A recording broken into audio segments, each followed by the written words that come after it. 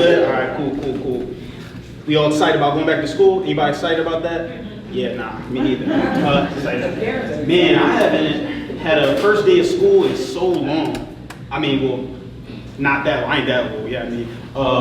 I guess, what's UNC status for y'all? What's UNC status? Like, how old do you gotta be to be considered an UNC or uncle? 25? Oh, yeah. 27. You said 35? Oh, all right, I'm doing this. Dang, man. 27, nah, that's still young. 27 is still young, definitely, though. So today I'm gonna talk about how to make this school year like one of your best school years. You ready for that? All right, bet. So I'm gonna talk about first, we're gonna talk about how to grow yourself. Second, we're gonna talk about how to lead others. And then the third thing we're gonna talk about is getting involved in your community. So before I talk about my story, right, with growing myself, I like to show y'all more how I grew myself, okay? So who in here like money? Me. Okay, like money. I like to give out money when I speak too as well, so y'all listen, all right? You like money? Hold on. I got you. Is it only for the kids? I mean, it's for whoever come up here, right? So, I got $5. I like it. All right, so pay attention. All right. I know it's gonna be able to get you too much. It used to be a lot more, but you know, inflation, right? So who in here wants these $5? Me.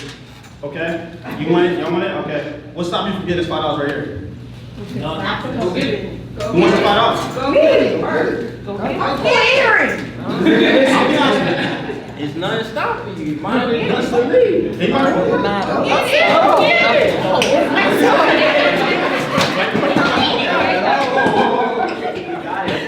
Listen. All right.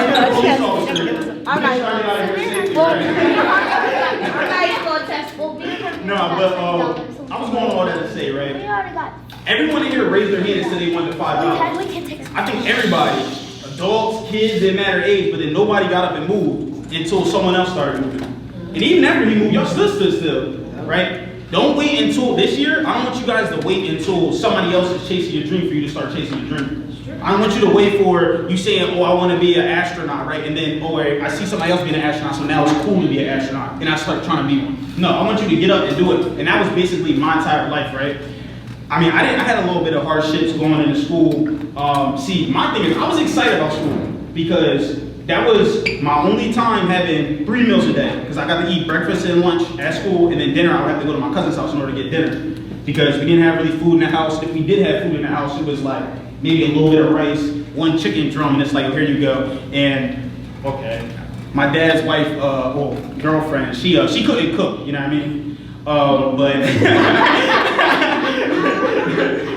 but it was no flavor or anything like we was making, right? But that's why I was happy we were going to school. But you know, it came with my hardships too as well. I mean, waking up every single morning, I'm having to shake my bag so roaches is falling on my bag. Shaking out my shoes so no roaches are getting into my shoes or anything like that too as well. Sleeping on the floor. I got 15 brothers and sisters, so I mean, you can only imagine how it was up in the crib, right?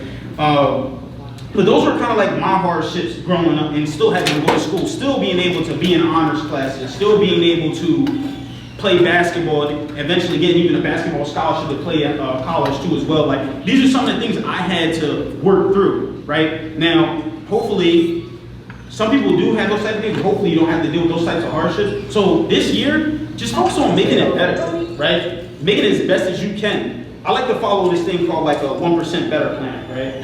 If you get 1% better each and every single day, then by the end of the year, you're 365% better. So that's 3 to 4 times better than you were the year prior, right? If you're saying, oh, I'm gonna go, I don't know, work out more, then the first thing you need to do is put your shoes near the door, right?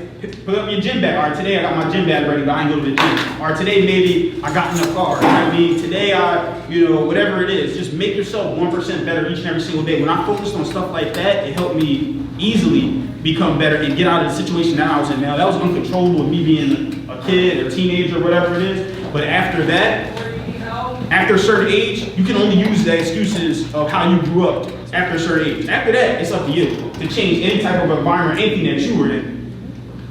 So growth comes from discomfort. My basketball coach used to always tell me this quote. It was, be comfortable being uncomfortable. Because if you are comfortable, a lot of times you're not moving forward. So if you're not moving forward, if you're comfortable, you're only moving backwards. I just said $5 before. I could probably get a meal from the corner store, a little poppy store, get myself a meal or whatever. Now, that's on probably like $10, $12. You know what I mean? Dollar Tree is not even $1, it's $1.25. So if you're staying comfortable and you think that you're going to be the same exact person or same exact person that you were the year prior, you're actually going backwards than you were prior to. Every challenge is an opportunity to level up. So I come up, I speak to as well. That's just what I do. But also too, I run 8 AT&T stores.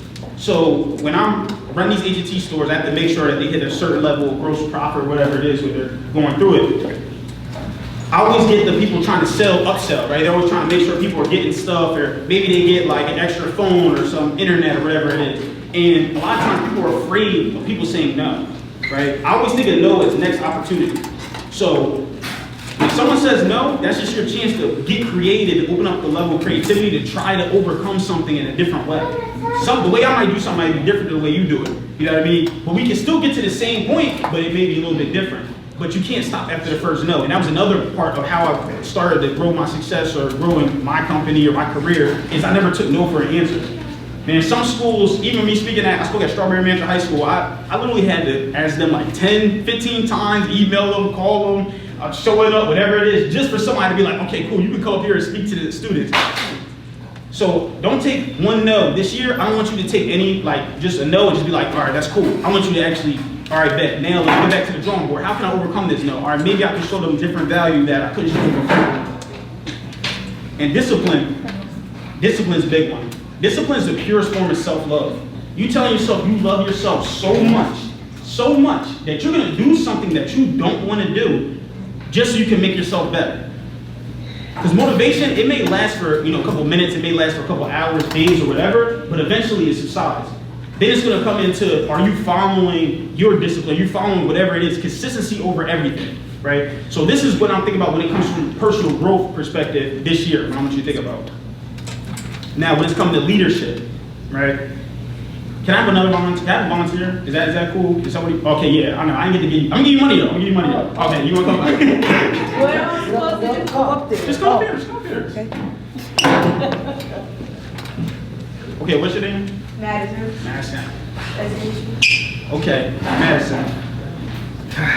I know you didn't come here to work out, but how many push-ups do you think you could do? Push-ups,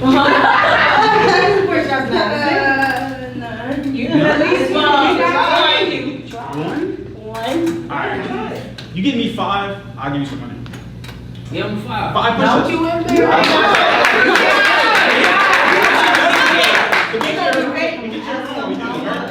All right, come on, let's count for it.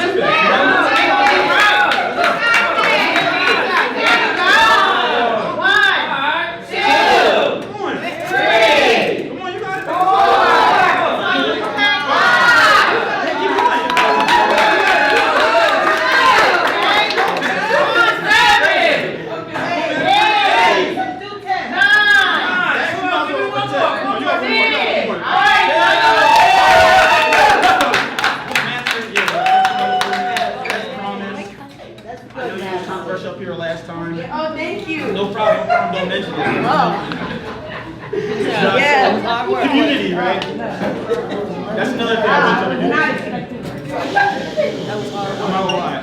I'm just setting the tone now. Ain't no more money getting. Don't try ask people. No, stop that. But community, right? See, by yourself, you can't win or you can't fail alone. You can't win or lose alone. Both of them you do together, right? So, community. Madison thought she couldn't even do 1 push-up.